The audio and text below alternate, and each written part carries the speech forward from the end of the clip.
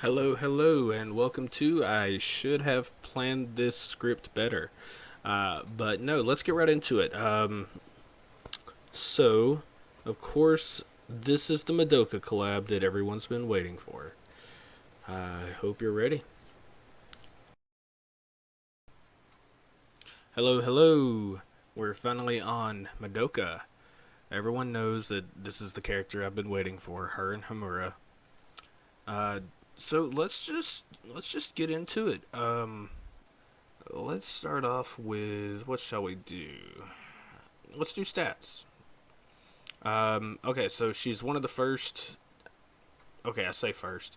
One of the first guys of the 15 million attack units for Bow, and I have to say something. Uh, I absolutely love my art that I did.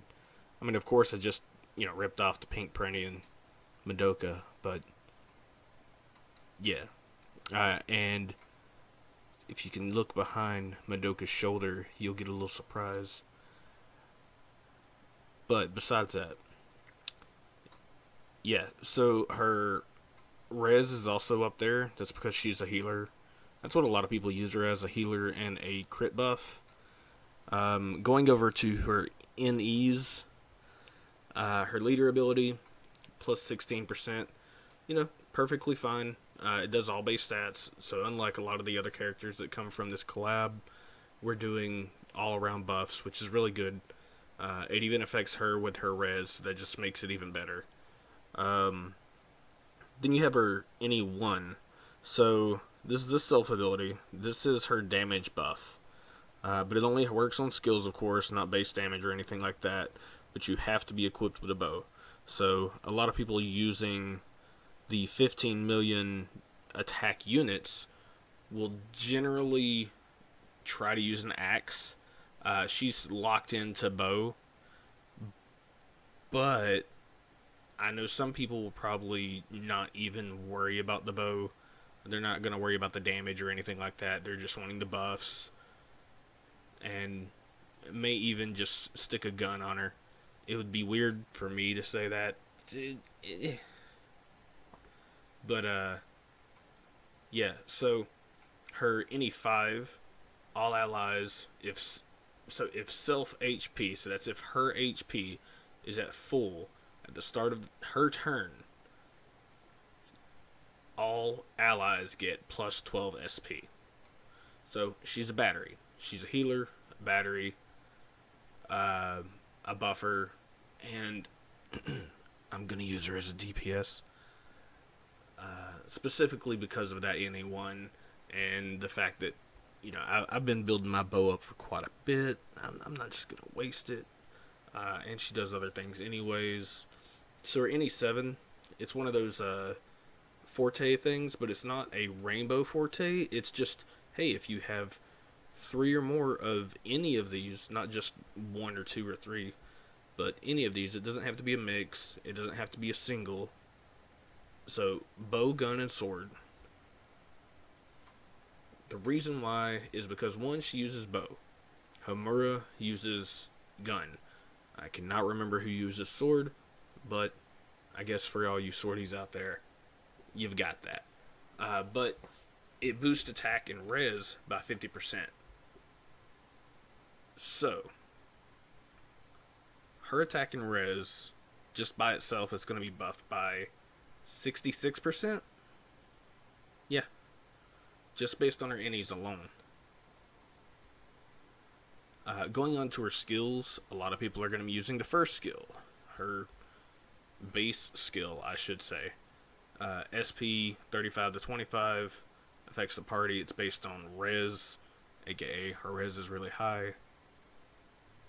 So, what it does is it boosts attack and intelligence of the party from 30 up to 35 once you max it out or get it up to a certain level, as well as a small amount of healing. Let's be honest, small is not the best word for that. Can overheal by 50% of allies' HP, max HP, as well as a single ally gets plus 10% crit. For me, if I do end up using this ability, which, I mean, it's a great ability. Since I'm going to be using her as a DPS, I'll be using her S ability most of the time.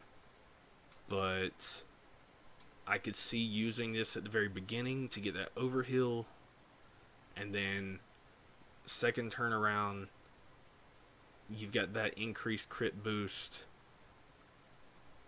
and then using the damage spell. Depends on how my speed goes and how much I've already buffed her.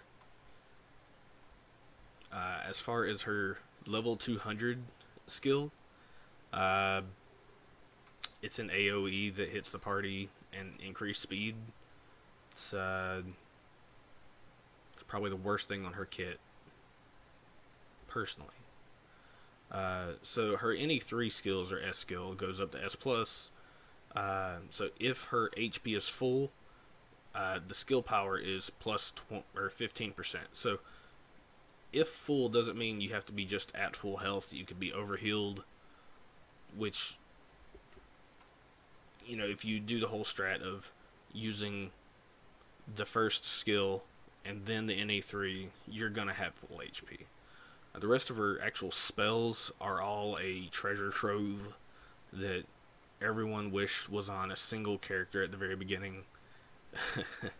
You've got Braveheart, Armor Break, Resist Break, Mega Braveheart, Mega Armor Break, and Mega Resist Break. So not only can she go in an int team to be, breaking down their resistance, but she can also Armor Break if she really has to, if she's not going to be your DPS. Across the board, she has, 50% resistance to poison, stun, sleep, and confusion. She's really good against Star, 10% for the rest.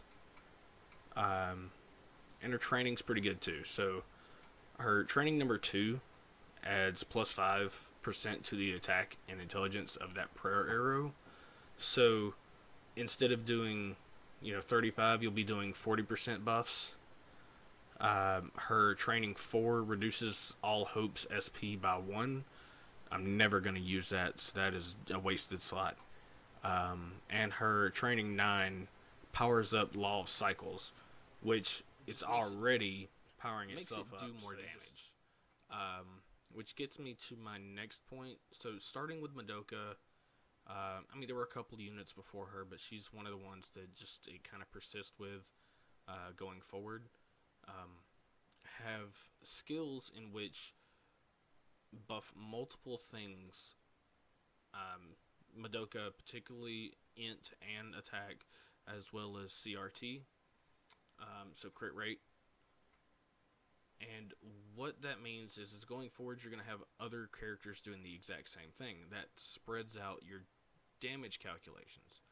I'm going to put up on the screen a picture of the actual damage calculator, as well as a couple other things that I'm putting up there. So the importance of spreading out your buffs, there's 2 things. So if you look at the damage calculator, you'll see that most of the buffs are what we call multiplicative.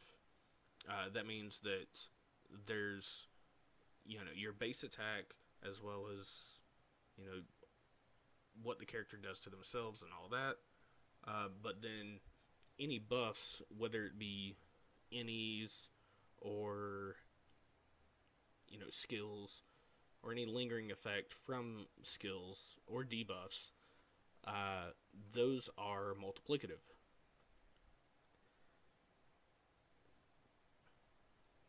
If it were additive, as you can see on the screen, the bottom tier, putting it into parentheses, those will be the added bonuses. So like 60% damage buff, 50% attack buff, 35% attack buff, or something of that nature, or CRD, critical damage.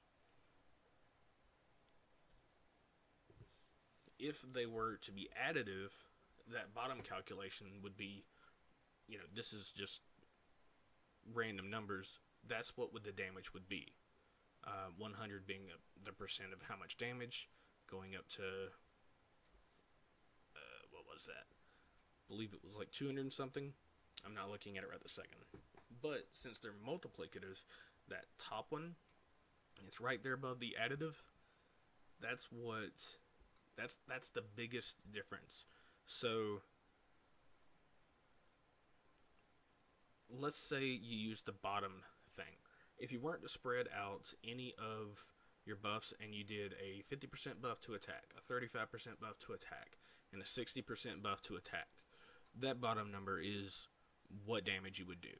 The top number, let's say you did a 60% bonus to damage, 35% bonus to attack, as well as a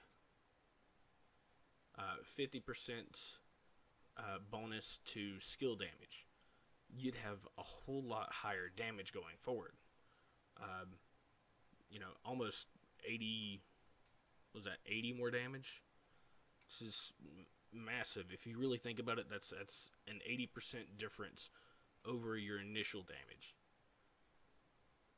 And everyone knows that going on raids or anything of that nature, you're going to want those crits. You're going to want those multiplying bonuses.